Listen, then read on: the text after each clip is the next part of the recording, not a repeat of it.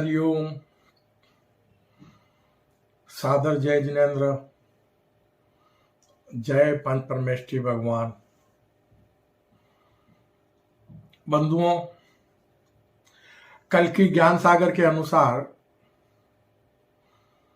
आध्यात्मिक ज्ञान की बातें बताने से पहले मैं कल की साधक, हमारी सुंदर सृष्टि के रचयिता, हमारी सृष्टि के सभी देवी देवताओं के, हमारे विश्व मानव परिवार के परम माता पिता परमात्मा, हमारी सृष्टि के सभी जीव जीवात्माओं के जन्मदाता पालनहार, देवलोक में विराजमान देविक महाशक्ति सगुण पर ब्रह्म को सत सत नमन करता हूं, जिसे हमारे विश्व मानव परिवार के लोग आध्यात्मिक ज्ञानानुसार शिव शक्ति, आदम हवा और आदम ईव के नाम से जानते हैं। इसी के साथ हमारे विशाल ब्रह्मांड के रचयिता, संपूर्ण ब्रह्मांड के स्वामी, वो दिव्य महाशक्ति जिसे किसी ने बनाया नहीं, जिस दिव्य महाशक्ति को कोई मिटा नहीं सकता, जो दिव्य महाशक्ति किसी की संतान नहीं है और जिस दिव्य महाशक्ति की कोई संतान नहीं है, जो दिव्य महाशक्ति अजन्मा, निष्कलंक, निराकार, अजर अमर अविनाशी है, जो दिव्य महाशक्ति ज्ञान विज्ञान और आत्मशक्ति स्वरूप है, और जो दिव्य महाशक्ति ज्ञान विज्ञान और आत्मशक्ति के रूप में आत्मस्वरूपता में सृष्टि के सभी देवी देवताओं के हृदय में और हमारे विश्व मानव परिवार के सभी लोगों के हृदय में सदैव विराजमान रहते हैं, उस गुरुओं के भी गुरु परम गुरुवर निर्गुण परम ब्रह्म को भी मैं सत सत नमन करता हूं, जिन्हें हमारे विश्व मानव परिवार के लोग आध्यात्मिक ज्ञानानुसार अल्लाह, ईश्वर, प्रभु, परमेश्वर, खुदा, गॉड, यहोवा जैसे अनेक नामों से जानते मानते पुकारते हैं। इसी के साथ मुझ कल की साधक को इस कर्म भूमि पर जन्म देने वाले मेरे संसारी माता पिता को भी मैं सत सत नमन करता हूं, जिन्होंने मुझे कर्म भूमि पर जन्म देकर मेरा पालन पोषण किया और मुझे सत्कर्मी निष्काम कर्म योगी बनकर अपना जीवन यापन करने का ज्ञान दिया। उन माता पिता के चरणों में नमन करते हुए मैं देविक महाशक्ति, अपने परम माता पिता परमात्मा एवं दिव्य महाशक्ति हमारे परम गुरुवर से करबद्ध प्रार्थना करता हूं कि हे प्रभु, हमारे विश्व मानव परिवार के सभी लोगों को वो सद्बुद्धि प्रदान करो, जिससे कर्म भूमि पर हमारे संपूर्ण विश्व मानव परिवार के लोग सत्कर्मी निष्काम कर्मयोगी बन जाए, मानव मात्र परमात्मा स्वरूप बन जाए, वो अद्भुत रहस्यमय सृष्टि सृजन का वो रहस्यमय ज्ञान प्रदान करो कि कर्म भूमि पर मानव मात्र अपने अमूल्य मानव जीवन को सार्थक बना सके। इसी भावना के साथ बंधुओं, आज का कल की ज्ञान सागर का विषय है, या कल की ज्ञान सागर का संदेश है संपूर्ण मानव जगत के लोगों के लिए ईश्वर की तरफ से, कि अभी भी वक्त है, अभी भी वक्त है, पाप कर्मों को त्याग कर सत्कर्मी निष्काम कर्मयोगी परम सत्यवादी बन जाओ, तो कर्म भूमि पर आपका मानव जीवन सार्थक हो जाएगा, वरना मंगल पर जाने से पहले सब के सब मिट्टी में मिल जाओगे। कोई ताकत बचा नहीं पाएगी, क्योंकि कर्म भूमि पर पाप का बोझ अत्यधिक बढ़ चुका है। महाविनाश अपना सीना ताने खड़ा हुआ है। पता नहीं कब प्रकृति और परमात्मा अपना विकराल रूप धारण कर ले और कर्म भूमि पर मानव जाति का नामो निशान मिट जाए। और प्रकृति और परमात्मा को पुनः नवीन सृष्टि का सृजन करना पड़े। तो महाविनाश से पहले आध्यात्मिक ज्ञानानुसार कर्म भूमि पर युग परिवर्तन की संधि वेला संगम युग का समय आता है। भगवान किसी को अकाल मौत नहीं देता, वो ईश्वर ने किसी को अकाल मौत देने के लिए कर्म भूमि पर अवतरित नहीं किया है।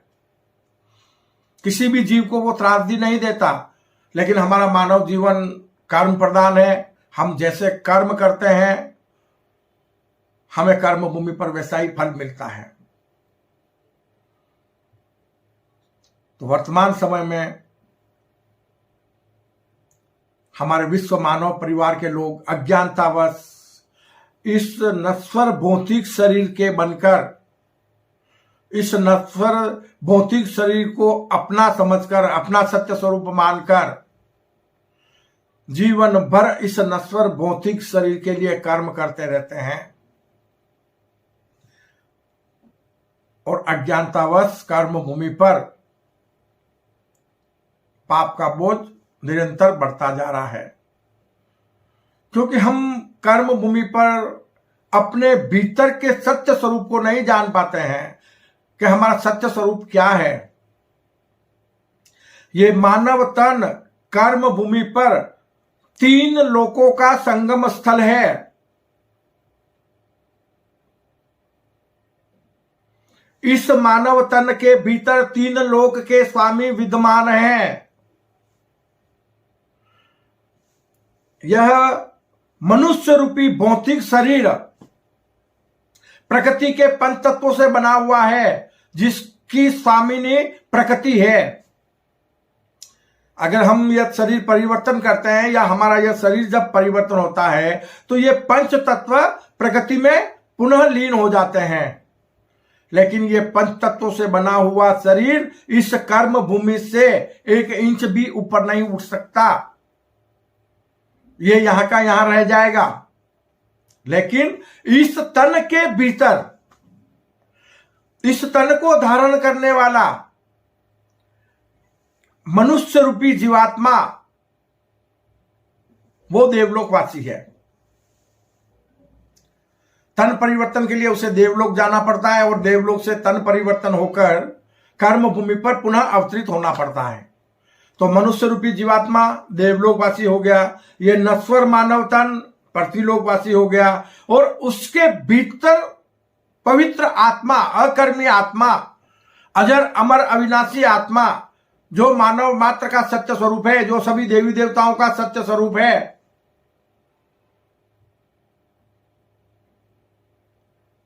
वो इस कर्म भूमि पर जीते जी अपने सगुण जीवात्मा स्वरूप को त्याग कर, नश्वर भौतिक शरीर रूपी देह से मोह को त्याग कर विराट आत्म स्वरूप बनकर अपना आत्म कल्याण कर सकता है।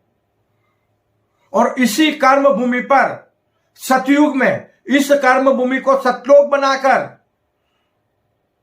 हजारों वर्ष की उम्र को प्राप्त कर सकता है, उसका जन्म मरण मिल सकता है और शाश्वत सुख भी इसी कर्म भूमि पर मानव को मिल सकता है। ज्ञात रहे, नरक, स्वर्ग और मोक्ष, कल की ज्ञान सागर बार बार आपको बता रहा है कि ये तीनों गतियां मानव को इसी कर्म भूमि पर मिलती है। तो हमें कर्म भूमि पर संपूर्ण मानव जगत के लोगों को सत्कर्मी निष्काम कर्म योगी बनना होगा, तभी हम अपनी इस कर्म भूमि को महाविनाश से बचाकर अविनाशी स्वर्ग बना सकते हैं। सभी के सभी कर्मयोगी हम निष्काम कर्मयोगी बनकर अपनी कर्म भूमि को सतलोक बना सकते हैं। सतयुगी दुनिया का सृजन हम अपनी कर्म भूमि पर कर सकते हैं। और इतना ही नहीं, अंतरिक्ष में कर्म भूमि जैसी अनेक दुनिया बसाकर हम एक दुनिया से दूसरी दुनिया में भ्रमण करने का आनंद भी ले सकते हैं। तो बंधुओं, वर्तमान समय युग परिवर्तन की संधि वेला का समय है, फैसले की घड़ी है। पता नहीं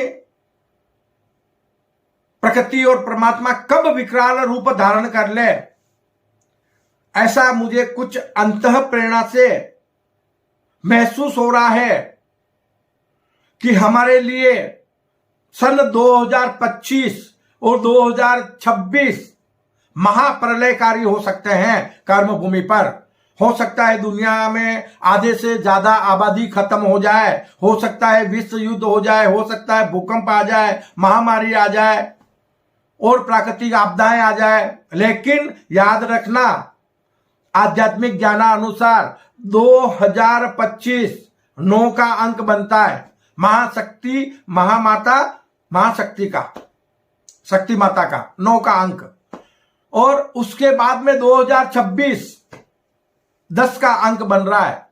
और 10 का अंक किसका है? निष्कलंक अवतार का, कल की अवतार का, ईश्वर का। क्यों कि 0 को हटाओगे तो पुनः 1 आ जाएगा, याद रखना। और 9 अंत है संख्याओं का। बाद में हम 0 लगा के कितना भी आगे बढ़ जाए, लेकिन 1 से 10 तक की जो संख्या है ना, वो अद्भुत रहस्यमय सृष्टि सीजन के अनुसार बड़ी रहस्यमय संख्याएं हैं वो।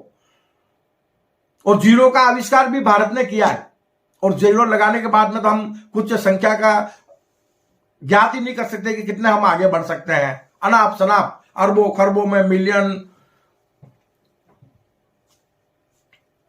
तो हमें यहां पर इस बात को समझना है कि 2025 और 26 विशेष करके युग परिवर्तन की संधि वेला है। और इस समय में कर्म भूमि पर पाप और पापियों का नाश हो सकता है।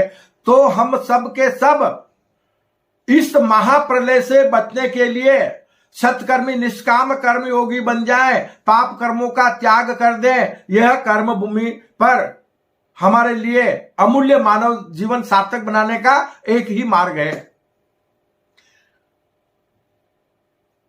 भगवान हमें नहीं बचा सकता, हमारे कर्मों से हम बच सकते हैं, हमारे सत्कर्मों से हम निष्काम कर्म योगी बनकर बच सकते हैं। भगवान हमें कर्म करने का ज्ञान दे सकता है, किसी भी इंसान से निर्धारित कर्म नहीं करवा सकता।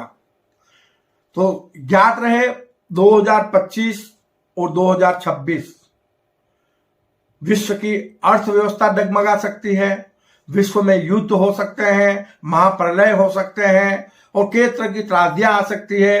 तो आज के इस वीडियो के माध्यम से संपूर्ण मानव जगत के नाम कल की ज्ञान सागर के माध्यम से ईश्वर का, प्रभु परमेश्वर परम गुरुवर का संदेश है कि अब भी वक्त है, संभल जाओ, अपने अमूल्य मानव जीवन को इस कर्म भूमि पर सार्थक बना लो, वरना सब कुछ मिट्टी में मिल जाएगा।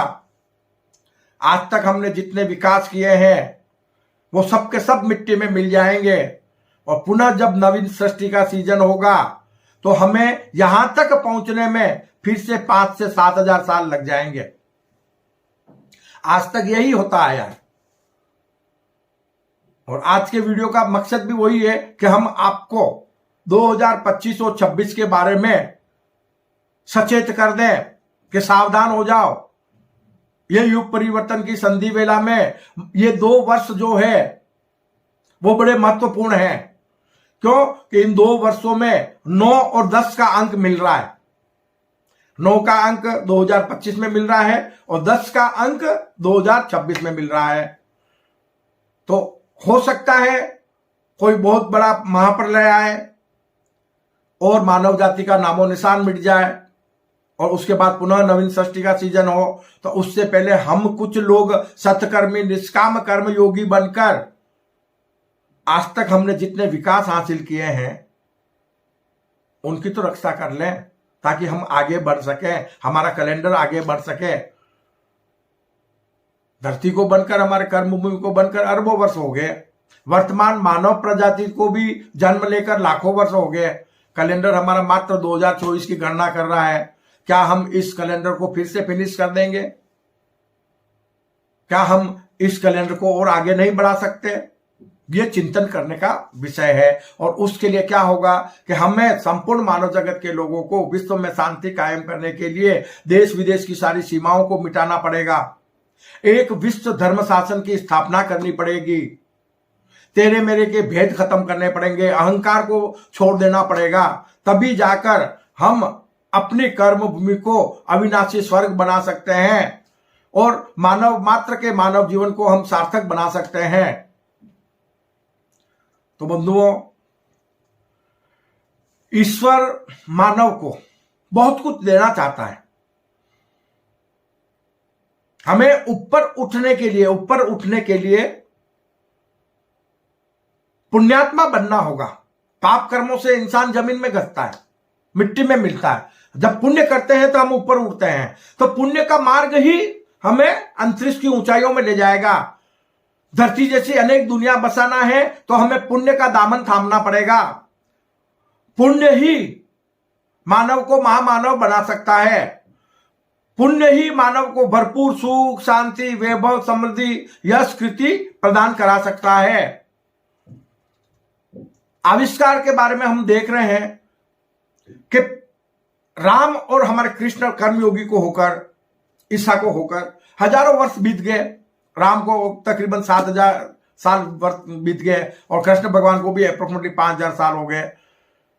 तो इसके बाद भी हमारी कर्मभूमि पर हम देख रहे हैं कि जितने विकास पिछले 30 वर्षों में हुए उतने 3000 सालों में नहीं हुए। तो इसका मतलब युग परिवर्तन की संधि वेला में परमात्मा हमें बहुत कुछ दे रहा है। हम उसे लेने के काबिल बन जाएं। आगे भी वो बहुत कुछ देना चाहता है।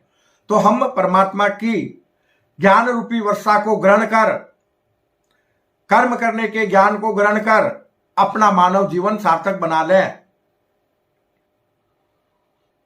आकाश में उड़ने वाली कार, आकाश में उड़ने वाली मोटरसाइकिल, ये किसके लिए बन रहे हैं? सब आविष्कार हो चुके हैं। किसके लिए? मानव के लिए। कल मानव भी छोटे छोटे साधन लेके स्वयं आकाश में उड़ सकता है।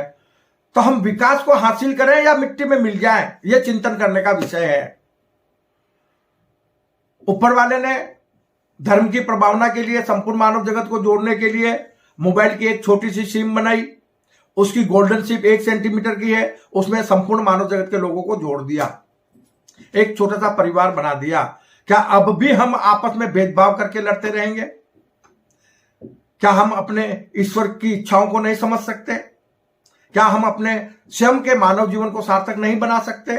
लेकिन हमारा मानव जीवन कर्म प्रधान है। हमारे कर्मों से ही हमारी कर्म भूमि अविनाशी स्वर्ग बन सकती है और हम शाश्वत सुख पाने के लिए अपनी कर्म भूमि को सतलोक बना सकते हैं।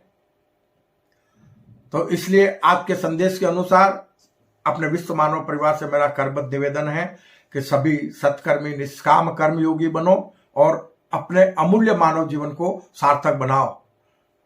इसी प्रार्थना के साथ मैं अपनी वाणी को विश्राम देता हूं। जय अहिंसा, ओम विश्व शांति, सत्यमेव जयते, सत्यमेव जयते, सत्यमेव जयते।